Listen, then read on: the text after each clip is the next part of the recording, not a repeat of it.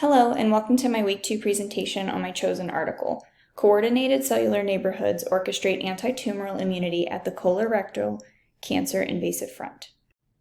The goal of this study is to focus on the antitumoral effect of cellular neighborhoods on colorectal cancer cells. Key points of this paper highlight the ability for possible advancements in immunotherapies for the treatment of this cancer.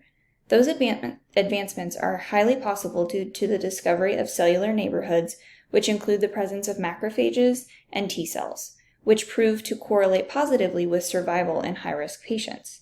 Utilizing a refined version of co-detection by indexing, or CODEX, this study analyzes 140 tissue regions from 35 advanced stage CRC patients, aiming to explore the spatial organization and interactions within the tumor microenvironment and CRC.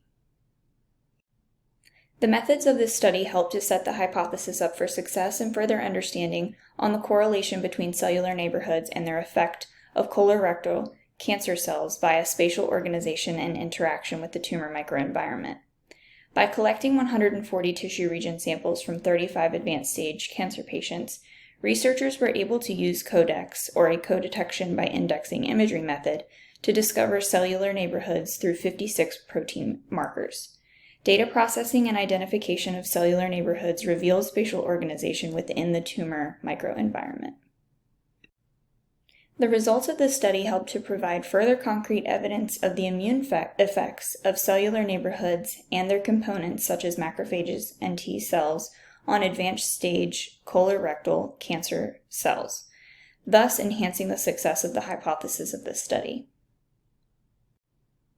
The hypothesis, methods, and results of this study provide a comprehensive framework to better understand the distinct relationship between cellular neighborhoods and the spatial organization and interactions within the tumor microenvironment for success in advancements in immunotherapies for advanced stage colorectal cancer patients.